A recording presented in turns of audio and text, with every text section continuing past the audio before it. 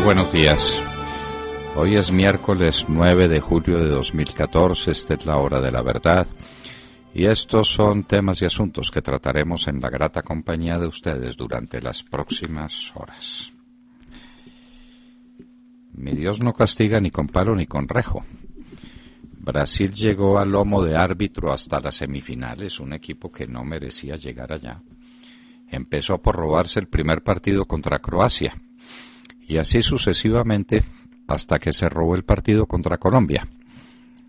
Le tocaba con Alemania y ya no hubo árbitro que valiera. Le metieron 7. Pues esa derrota afrentosa para el Brasil es una especie de mensaje contra el honor nacional. Para el Brasil el fútbol es parte de su manera de vivir, de su manera de concebir el mundo. Es lo fundamental de su orgullo como nación. Es muchísimo más de lo que pueda significar para Colombia el fútbol en estos momentos, pero infinitamente más. Y le meten 7-1 en Belo Horizonte, ahí al norte de Río de Janeiro. Le meten 7-1, queda en vergüenza. El problema político que se desprende de la derrota es un problema colosal. Ya ayer hubo manifestaciones muy fuertes en Río de Janeiro. La situación se complica. Estaban eufóricos por el triunfo con Colombia, es decir, por el robo que le hicieron a Colombia, pero las cosas no daban para tanto. 7-1. Los significados políticos que puede tener esta derrota calamitosa para Brasil. Hablaremos del tema. Al fin, ¿cómo es el proyecto de sentencia de la Corte Constitucional con respecto a los bandidos, a los narcotraficantes y narcoterroristas de las FARC? Pues no hemos podido saber porque estamos en manos de cronistas judiciales que lamentablemente no estudiaron derecho, pero lo enseñan a través de los periódicos y a través de los medios de comunicación. Esto es muy duro. Son noticias tan contradictorias y tan distantes, como por ejemplo, que puedan hacer política antes o después de pagar sus penas. Si es después de pagar las penas, estamos en una determinada situación. La pena purgaría el delito, lo que no está contemplado en la Constitución actual. Habría una reforma a la Constitución para ello, pero estaríamos en un terreno. Pero es que las otras versiones es que dicen que no, que simplemente con jaculatorias y con Aves Marías purgan los delitos y vienen directamente al Congreso. Ese es otro planteamiento, esa es otra historia. Al fin, ¿qué fue lo que propuso el magistrado Alberto Rojas, a quien además destituyeron por razones políticas? Es una de las decisiones más absurdas que ha tomado el Consejo de Estado por una sala de conjueces en los últimos años. Es una vergüenza la destitución de Alberto Rojas, pero ahora esto se une a las ponencias que Alberto Rojas deja en esta materia, pero pues él no puede hablar y entonces los colombianos no sabemos qué es lo que está pasando. Esta es la desinformación absoluta sobre una materia importantísima. A propósito, lo dijimos en el primer segundo, en el primer minuto, en la primera hora, cuando el presidente Juan Manuel Santos objetó la reforma a la justicia, dijimos, no procede, no se puede objetar por inconveniente una reforma constitucional, eso es una barbaridad, eso ¿a quién se le ocurre? Pues ahora el Consejo de Estado, con ponencia de su presidenta, dice lo que era obvio desde el primer momento. ¿Cómo es esto? Que se aprueba una reforma constitucional y el presidente de la República la objeta por inconveniente. Ese recurso no existe.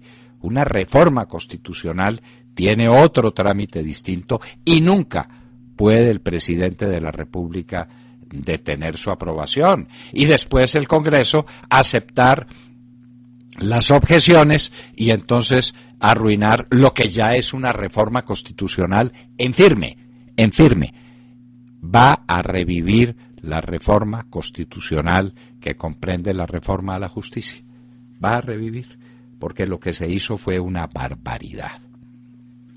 Colciencia se une al botín del triunfo electoral de Juan Manuel Santos. Ya echaron a la directora por el delito gravísimo de contar la verdad.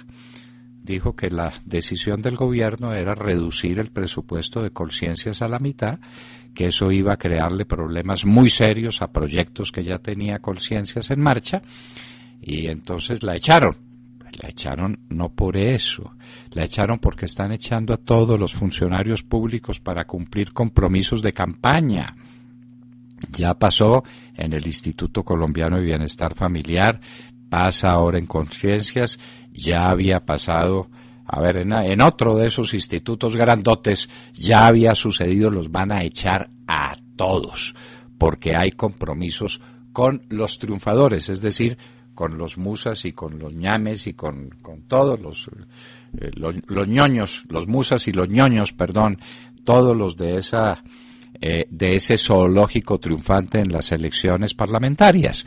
Y a propósito, se están peleando la presidencia del Congreso unos pesos livianos. Es que cuando a uno le dicen que presidente del Congreso puede ser por segunda vez Armando Benedetti, le están diciendo de la pobrísima condición intelectual que tiene el Congreso de Colombia. ¿Esto qué significa? Independientemente de que sea una persona simpática o no simpática, lo que se quiera, los alcances del doctor Benedetti son muy limitados y va a ser presidente por segunda vez. Y hay que ver quiénes compiten con él. Uno dice, ¿esto qué es? El Congreso de Colombia, que tuvo los presidentes que tuvo. El presidente del Congreso que le puso la banda presidencial a Álvaro Uribe Vélez era Luis Alfredo Ramos. Eso tiene una entidad, eso tiene una significación, eso tiene un valor político. Mire pues a dónde hemos llegado. El policía que mataron en las calles de Bogotá. Aquí hay un tema de fondo que desde luego no se ha tratado, y es un tema que hay que proponerle a la policía con toda franqueza. ¿Cómo les parece, queridos amigos, que antes de irse a dormir, antes de irse para su casa, para efectos de control, los policías tienen que ir a la policía y entregar su arma e irse desarmados para su casa, para que los mate el primer sinvergüenza que le dé la gana enterrarles una navaja a unos hombres que se baten el día entero por defendernos a todos? Los mandamos desarmados para la casa. La policía nos tiene que explicar eso. Cuando supe que eso existía, traté de hacer algo, traté de influir, traté de decir, esto es una barbaridad, eso es una barbaridad. Nuestros policías desarmados camino de su casa después de que se han batido el día entero con los bandidos.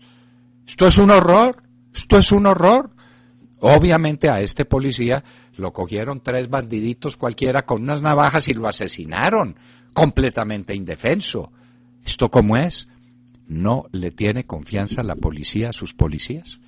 Hasta el punto en que les obliga a devolver el arma antes de irse a dormir, es decir, se van para la casa completamente inermes, a merced de cualquier bandido que se les encuentre en el camino. Aquí hay un tema de fondo, que lo vamos a proponer en serio.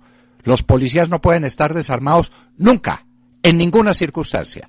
Y si no les tienen confianza, cambien toda la policía. Pero si les tienen confianza, el policía, que revisen que el arma existe y que está en buenas condiciones, hagan lo que quieran. Pero esta cosa es atroz.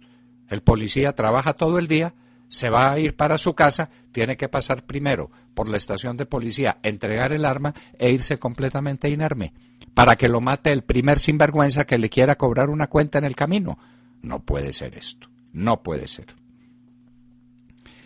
Fuerte caída de las bolsas ayer. El dólar no despega. Cada día más fuerte el conflicto palestino-israelí. Vamos a ver qué ocurre. Esta noticia la estamos siguiendo con mucho cuidado. Los bombardeos israelíes contra el grupo Hamas han sido muy fuertes. Vamos a ver qué es lo que pasa y cómo se tramita este hecho. que viene de la mano de otro muy singular, y es que los sirios, es decir, los de Bashar al-Assad, están reconociendo que un cargamento de armas químicas cayó en manos de los sunitas opositores al régimen de Irak. Es decir, que hay armas químicas en manos de semejantes salvajes. Y no pasa nada, porque pues con Obama no pasa nada, en esa situación estamos. A propósito de noticias internacionales, tenemos la noticia que viene de Somalia. Militantes guerrilleros destruyeron con un carro bomba la puerta del Palacio Presidencial y penetraron en el palacio. El presidente salió ileso, pero no se sabe si los guerrilleros siguen dominando el Palacio Presidencial. Noticia desde Buenos Aires y desde Caracas. La hija del exmandatario Hugo Chávez estaría implicada en la venta de arroz a precios grotescos a Venezuela. Venezuela está dominada por la falta de comida que desespera a los venezolanos y por la corrupción en la que parece participa también la hija del exmandatario Hugo Chávez, Gabriela. Esa es una circunstancia de una gravedad extraordinaria. El lío de las pistolas Sig Sauer en Colombia. ¿Qué tal que tuviéramos este problema con los fusiles? Por fortuna, nuestros fusiles se compraron de fabricación israelí y hoy se fabrican íntegramente en Colombia. ¿Qué tal los promotores de derechos humanos negándole el armamento a Colombia para defenderse de la guerrilla? Y finalmente, les queremos contar, queridos oyentes, que el tema de Pacific Rubiales es mucho más gordo, mucho más grave de lo que a primera vista parece. Y en el fondo del asunto, las orejitas de Bill Clinton y de unos gigantescos inversionistas canadienses.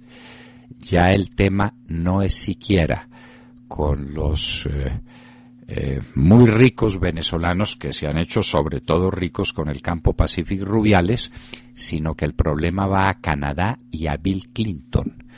Bill Clinton pudo venir a Colombia a darle el espaldarazo para la paz detrás del asunto de Pacific Rubiales. Si al presidente de Ecopetrol lo van a sacrificar es por cuenta de este negocio inmenso, gigantesco. Hablaremos de esa noticia de una importancia capital. Y en un día como hoy, el 9 de julio del año de 1789, en vísperas de la toma de la Bastilla, en vísperas del día en que oficialmente explotaría la Revolución Francesa, estaban ocurriendo acontecimientos de primera magnitud. El rey Luis XVI, asustado, convocó ejércitos que vinieran a defenderlo. Los miembros de la Asamblea Nacional, que así se habían llamado desde hace días, porque en las efemérides históricas que ustedes encuentran dice que este es el día de la Constitución de la Asamblea Nacional de Francia. Mentira, eso ya había ocurrido desde un mes antes. Esa es otra historia. Lo grave es que las tropas estaban llegando y la Asamblea, por la voz prodigiosa de Mirabeau, el grande orador de la Revolución Francesa, le estaban pidiendo al rey, llamándolo su padre, llamándolo su protector. El rey tuvo todas las posibilidades políticas de defenderse. Si hubiera tenido tacto diplomático, le pedían que retirara las tropas porque el pueblo francés no necesitaba quien los cuidara. De todo esto y de mucho más hablaremos con ustedes en las próximas horas desde aquí, desde la hora de la verdad.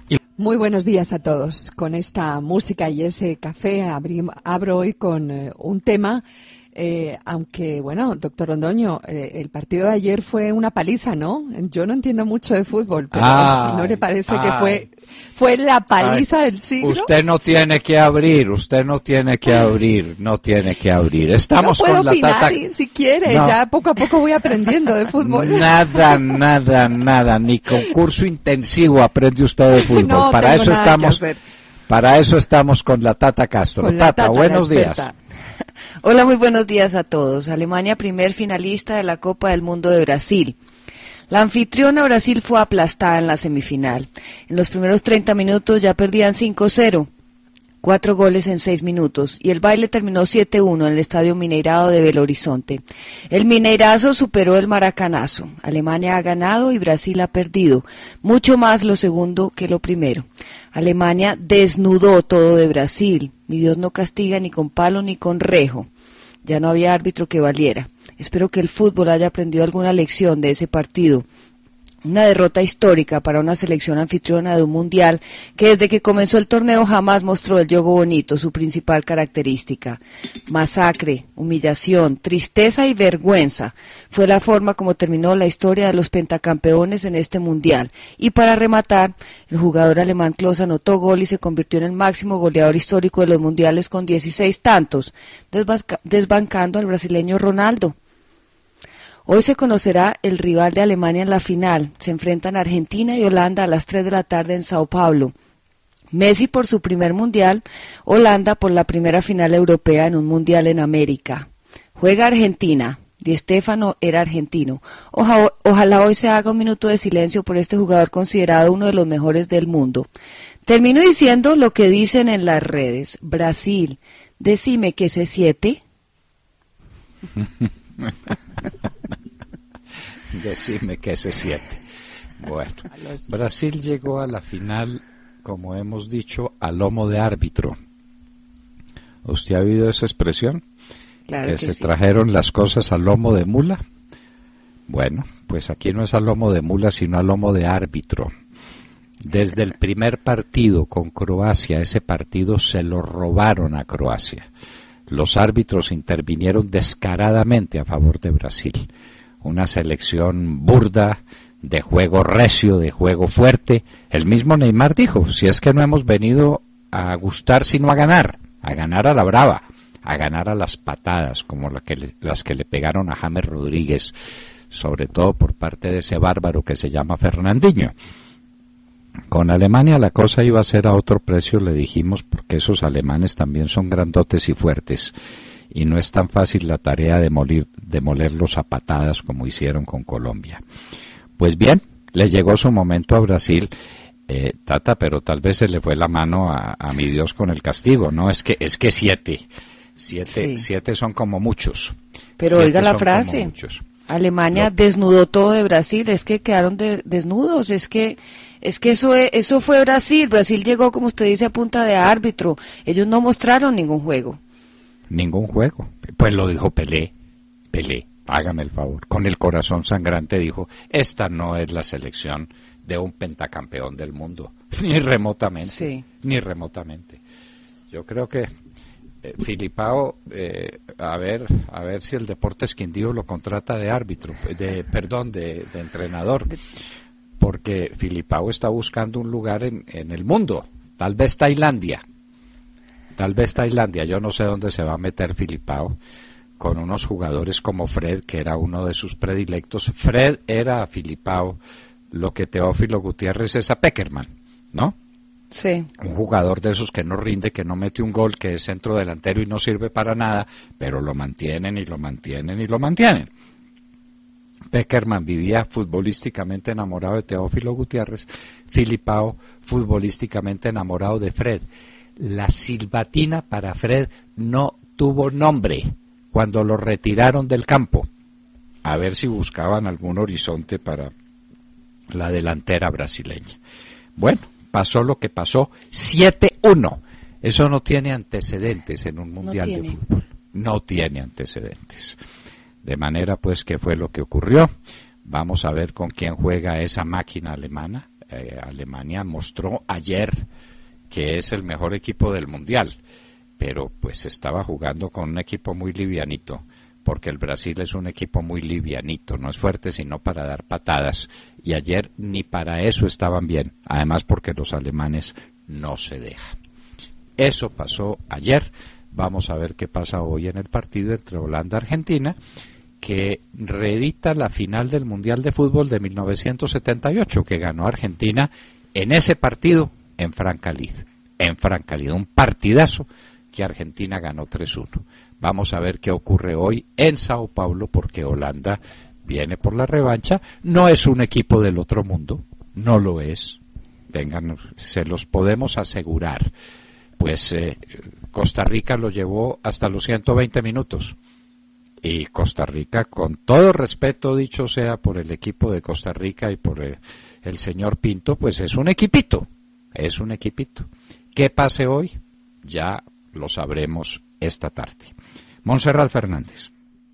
Muy buenos días. Hablando de patadas, hablemos de la renuncia de la directora de Colciencias, el Departamento Administrativo de Ciencia, Tecnología e Innovación, que no fue una renuncia ni es cualquier asunto de poca monta. La directora del departamento, Paula Arias, dice que la invitaron a renunciar, es decir, la echaron, ¿no? Y eso ocurrió tras declarar que el gobierno reduciría el presupuesto de Colciencias. El anuncio lo hizo durante la segunda jornada de la Convención Científica Colombiana el pasado 3 de julio y ella aseguró que acababa de recibir un correo electrónico del Departamento Nacional de Planeación que anunciaba la medida. La directora, Paula Marcela Arias Pulgarín, dijo que serían 125.000 millones de pesos menos que este año, o sea que en el 2015 serían 125.000 millones de pesos menos. E invitó a los científicos e investigadores a expresar su descontento.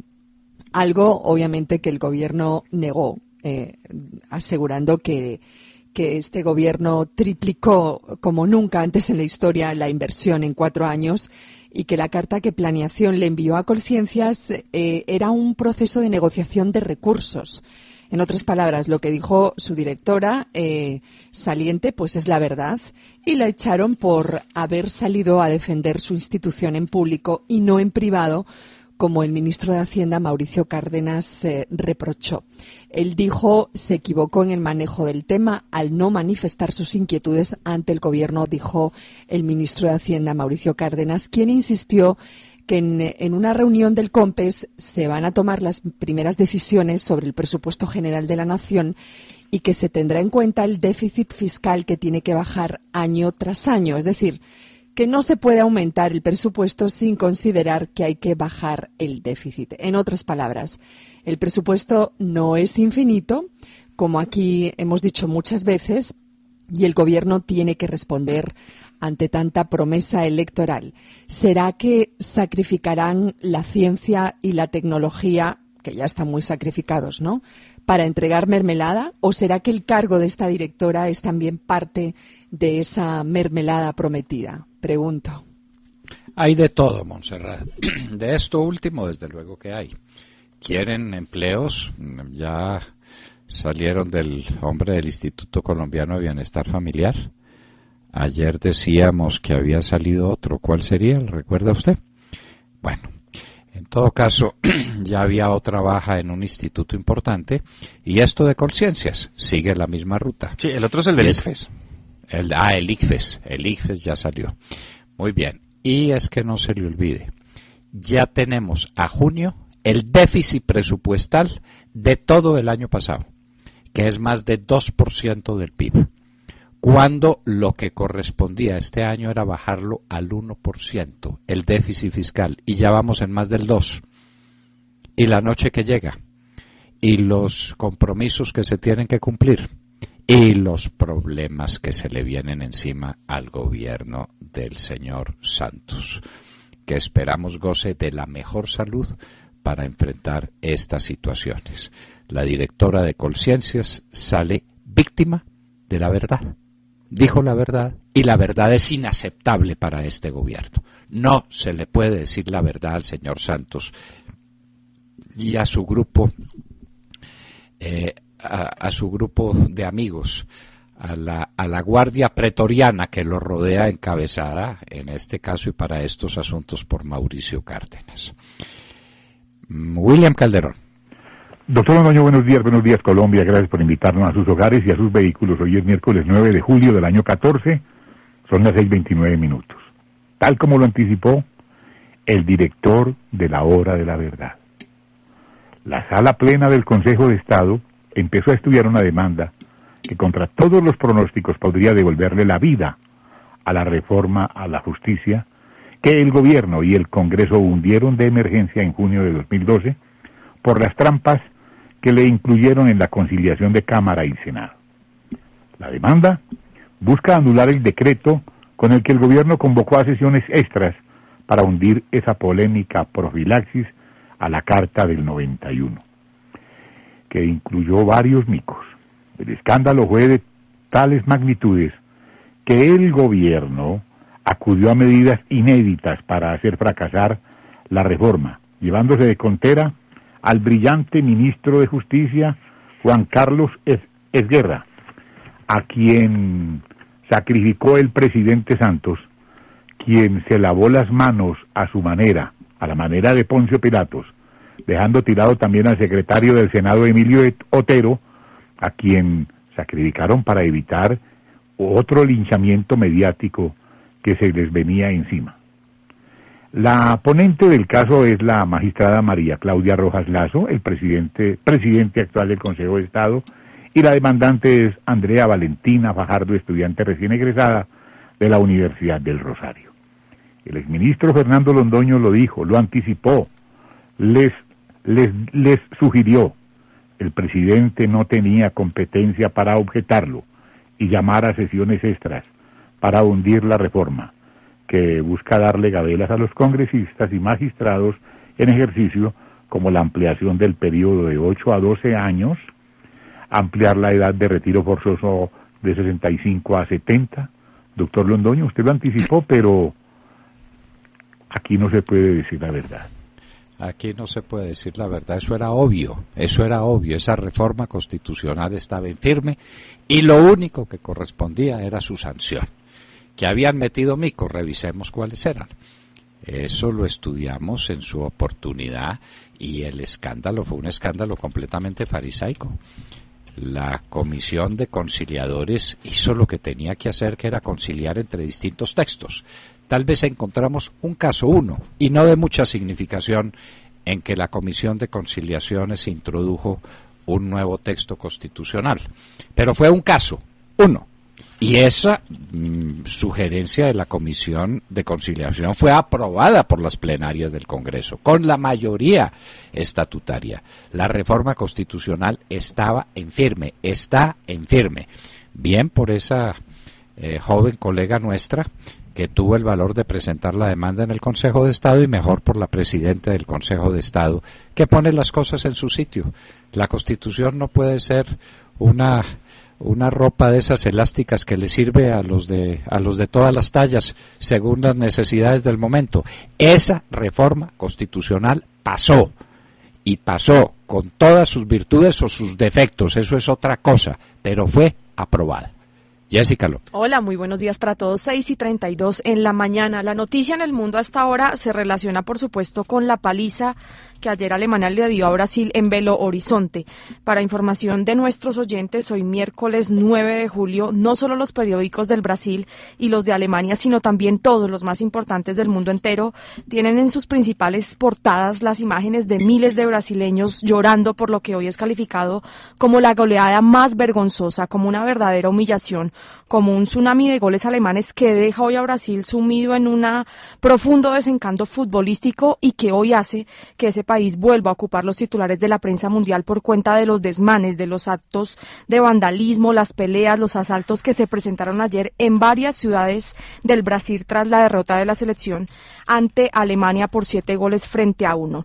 Hoy, a esta hora concretamente, lo que nos indican los medios de comunicación del Brasil es que a tan solo medio media hora después de que finalizara el partido de ayer, 15 buses fueron quemados en Sao Paulo, donde también varios locales comerciales fueron saqueados. En la playa de Copacabana también varias personas fueron detenidas por cuestiones de robo y por duras protestas que se vieron en bares y calles de esa localidad. Una persona falleció en Río de Janeiro en medio de protestas que también se extendieron a otras regiones de Brasil como Salvador de Bahía, Recife y Curitiba.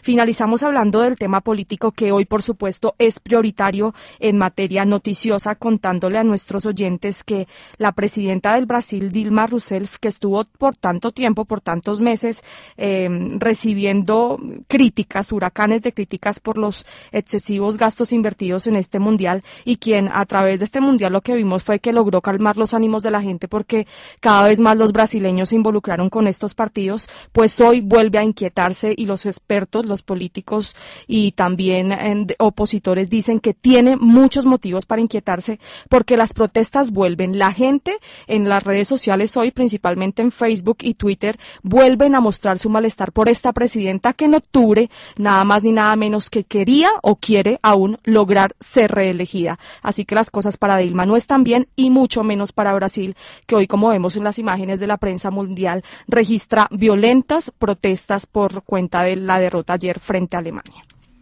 Esté atenta a ver si de pronto alguna firma encuestadora hace una encuestica sobre la popularidad de Dilma Rousseff.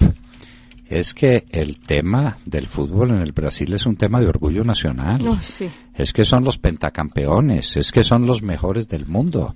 Y estaban en su casa, tenían que ganar el mundial. Scolari había dicho en una actitud arrogante y desproporcionada y sin sentido que Brasil con seguridad llegaría a la final, que todo estaba por ver con quién le tocaría jugarla. Esas cosas no se dicen, y menos cuando un equipo tiene un equipo tan débil futbolísticamente hablando.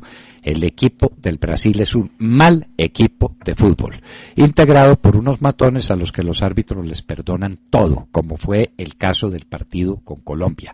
Ahí las cosas quedaron en claro, y como decíamos nosotros, y decía la Tata Castro, mi Dios no castiga ni con palo ni con rejo. Pues aquí ocurrió, y ocurrió muy rápidamente, que a Brasil lo pusieron en vergüenza y le causaron la más grande humillación a su orgullo nacional.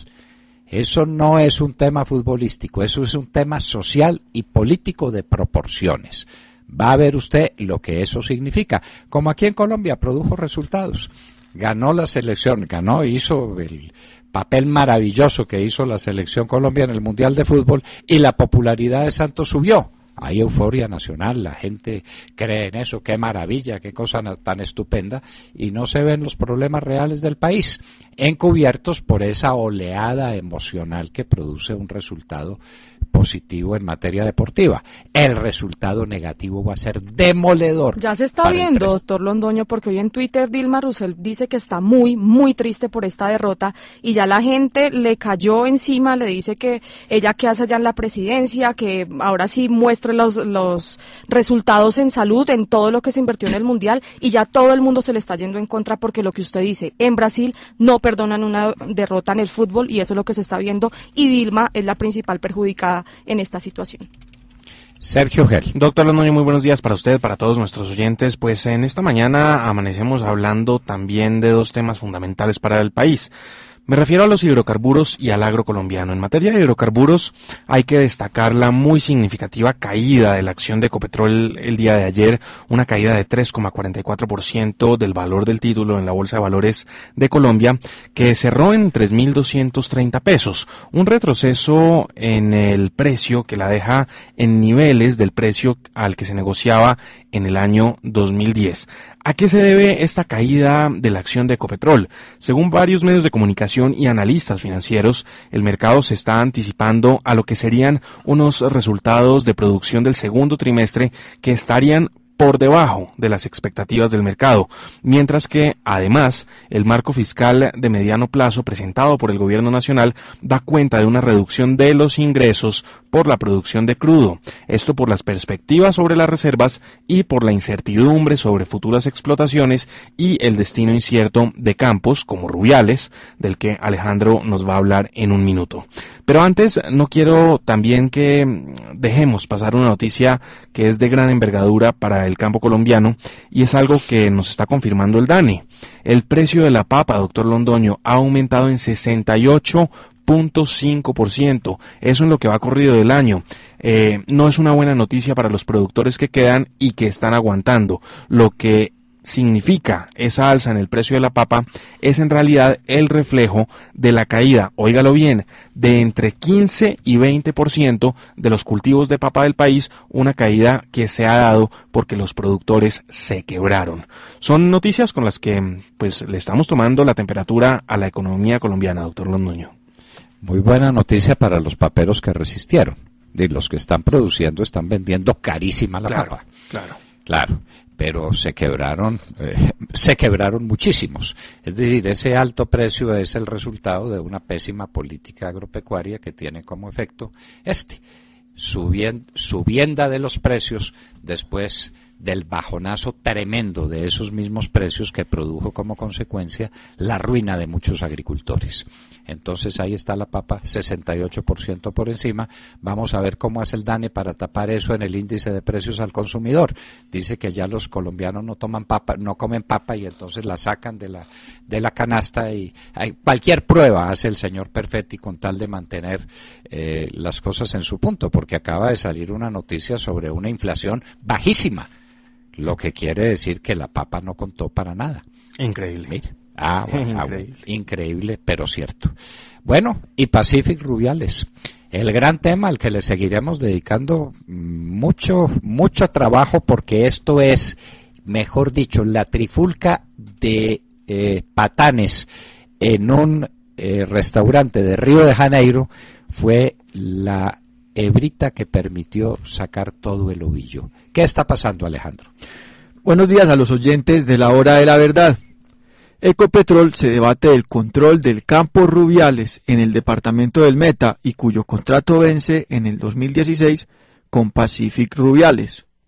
Descubierto en 1981 por la petrolera americana Exxon, en compañía de la empresa Tethys, la concesión del Estado por 28 años sobre el campo Rubiales no tuvo mucho éxito.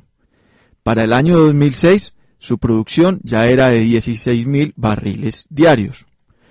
Hoy, el campo Rubiales, operado por Pacific Rubiales, una empresa conformada por Petro Rubiales y Pacific Stratus Energy, en asociación con Ecopetrol, produce más de 260.000 barriles diarios de crudos pesados y tiene un potencial de producción calculado en 500.000 barriles diarios. Pacific Stratus Energy es una empresa constituida en Canadá, donde se radican varias de las empresas apalancadas en fondos de inversión asociadas con el sector minero. En común, estas empresas tienen el músculo financiero del multimillonario Frank Giustri, quien ha sido conocido como un inversionista en el sector minero cercano a Bill Clinton, expresidente de los Estados Unidos, y quien estuviera la semana pasada en Cartagena en la reunión donde Juan Manuel Santos expuso la tercera vía y donde algunos expresidentes apoyaron las gestiones de paz. La cercanía de Bill Clinton con Frank Giustri fue cuestionada por reconocidos diarios estadounidenses, como el New York Times y el Wall Street Journal, diarios que hicieron pública la polémica intervención del expresidente Bill Clinton en unos contratos de minería de uranio de Giustri en Kazajistán. Doctor Londoño, ¿existirá alguna coincidencia en la visita del presidente Bill Clinton con el debate del control de campos Rubiales?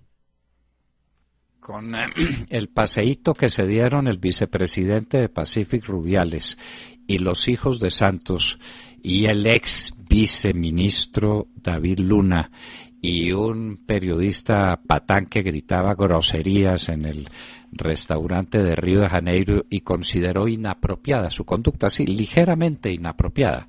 Eso no lo hace un camionero amanecido en una fonda en cualquier lugar del país.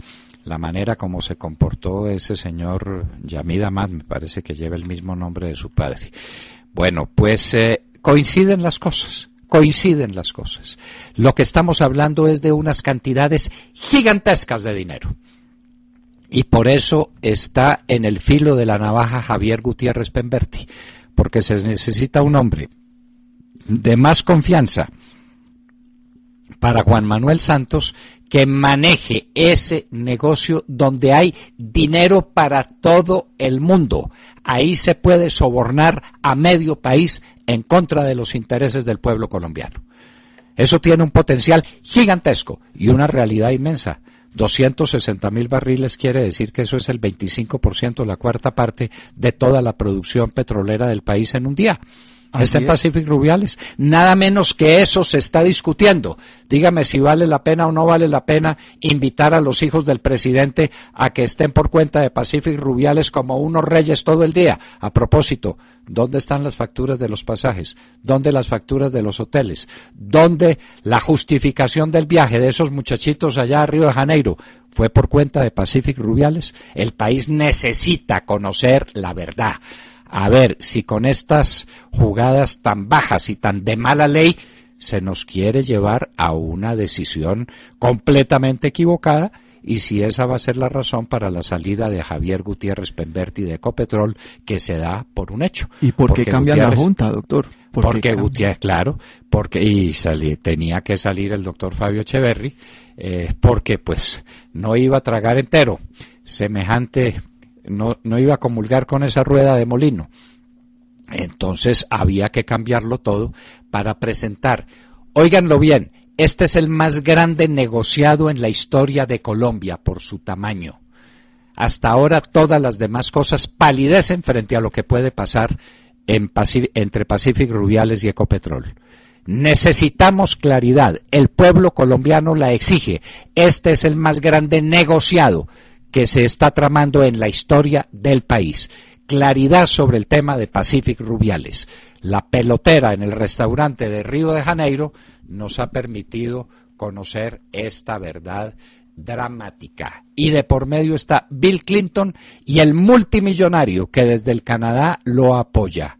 Vea pues usted hasta dónde fuimos a llegar en el conocimiento de esta realidad, a propósito de unos madrazos y de unos platos que volaban lanzados por unos patanes en un restaurante de Río de Janeiro. Y en un minuto estaremos con Rafael Nieto Navia, el primer internacionalista del país, hablándonos de un tema de dramática importancia para Colombia y para toda esta región. En un minuto.